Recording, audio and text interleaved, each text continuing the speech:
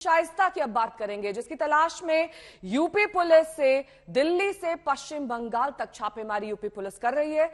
लेकिन शाइस्ता के अलावा एक और आरोपी है जिसकी शिद्दत से तलाश हो रही है, वो है गुड्डू बमबाज। गुड्डू बमबाज की आखिरी लोकेशन कर्नाटक कल पाई गई, लेकिन पुलिस अब तक उसके करीब नहीं पहुंच पाई।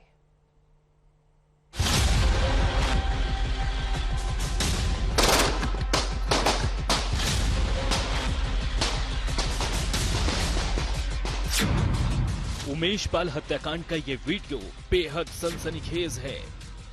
वीडियो में दिख रहा शख्स गुड्डू बमबाज है। देखिए किस तरह वो आराम से बेखौफ तरीके से इधर उधर बम फेंक रहा है। हत्याकांड के 53वें दिन तक गुड्डू बमबाज पुलिस की गिरफ्त से दूर है। यूपी एसटीएफ की माने तो 5 लाख का इनामी गुड्डू बहुत ही खतरनाक अपराधी है। बमबाज है वो, उसके पास ये स्किल है कि अपने बैग में बम बनाने का सामान रखे, बम को चलते फिरते हुए या मोटरसाइकिल पे चलते हुए, गाड़ी में चलते हुए बनाए और तत्काल फेंक दे। ये स्किल्स वाले प्रयागराज में इस प्रकार के लोगों को बमबाज कहा जाता था। और अगर ये जल्दी ही गिरफ्तार नहीं होता है तो ये एक थ्रेट बना रहेगा। तो कहां है गुड्डू बमबाज? पुलिस सूत्रों की माने तो गुड्डू बमबाज यूपी से सैकड़ों किलोमीटर दूर कर्नाटक पहुंच गया है। पुलिस के लिए गुड्डू एक पहेली बन चुका है। दरअसल जिस दिन अतीक और अशरफ का मर्डर हुआ, उसी दिन से गुड्डू पर कयासबाजी तेज है, क्योंकि हत्या से पहले अशरफ गुड्डू मुस्लिम के बारे में कुछ बताना चाह रहा था, लेकिन उससे पहले ही उसका मर्डर हो गया। अटकलें हैं कि अतीक और अशरफ को ये शक हो गया था कि गुड्डू मुस्लिम उनके खिलाफ मुखबिरी कर रहा था। उन्हें लगता था कि इसी वजह से असद और गुलाम का एनकाउंटर हुआ। गुड्डू मुस्लिम इस मामले में न तो गिरफ्तार हुआ है, न ही उसका एनकाउंटर हुआ है। यानी कि अभी तक सिर्फ गुड्डू मुस्लिम है जो फरार है। तो कहीं ऐसा तो नहीं कि उसके मुखबिरी की बात अरशद बताने वाला था। ये तमाम ऐसी बातें हैं जो कि फिलहाल अरशद के सीने में एक राज की तरह दफन हो गई हैं। अब देखना यह है कि क्या ये राज बाहर आ पाता है। बताया जाता है कि अतीक और अशरफ को यह डर लगातार सता रहा था कि गुड्डू मुस्लिम कहीं पकड़ा न जाए।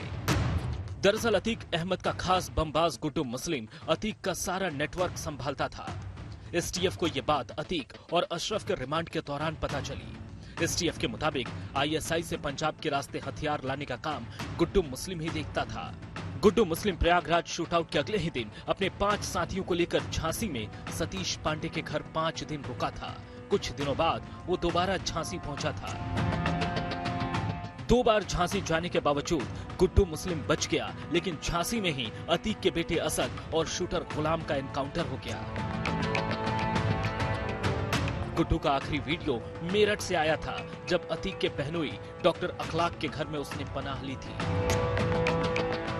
लेकिन गुड्डू मुस्लिम का एक राजदार अभी बाकी है, और वो है शाइस्ता परवीन। अतीक की बीवी शाइस्ता अब तक फरार है। वो न बेटे के जनाजे में आई, न पति और न देवर के जनाजे में। आखिर क्यों? क्या उसे डर था कि उसका भी वही हश्र होगा जो असद, अतीक और अशरफ का हुआ? समर्थ श्रीवास्तव, अभिषेक मिश्रा और अरविंद ओझा के साथ कुमार अभिषेक, प्रयागराज, आज तक।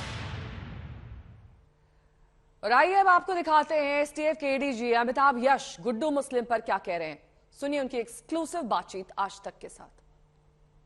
सर, गुड्डू मुस्लिम सबसे खतरनाक जो है वो आरोपी है, उसको आप लोग इस पूरे मामले में ढूंढ रहे हैं। अब जो लोग फरार हैं उसमें सबसे खतरनाक शूटर गुड्डू मुस्लिम है, इसमें कोई शक नहीं है।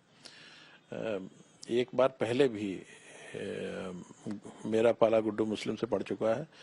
वर्ष 99 में मैं जब गोरखपुर में पोस्टेड था, तब उस समय गुड्डू मुस्लिम नारकोटिक्स के साथ पकड़ा गया था और उसकी फर्द मैंने ही बनाई थी।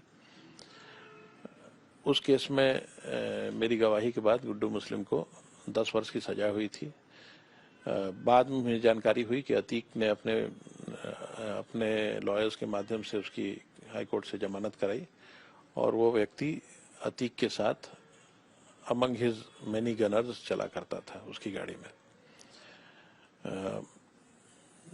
उस समय भी जब गिरफ्तार हुआ था तो इंट्रोगेशन में ये जानकारी हुई थी कि ये बमबाज है और बम फेंक कर हत्या करता रहा है, लेकिन कोई स्पेसिफिक जानकारी प्राप्त नहीं हो पाई क्योंकि उस समय इंट्रोगेशन का समय बहुत कम था। उसके जब ये घटना हुई तो सीसीटीवी को देखते ही मैं इस व्यक्ति को पहचान गया और हमारे टीम में और भी लोग हैं जो इसको पहचानते थे क्योंकि एक ऑफिसर करेली में 20 साल पहले चौकी इंचार्ज रह चुका है, वो भी गुड्डू मुस्लिम को अच्छी तरह पहचानते थे।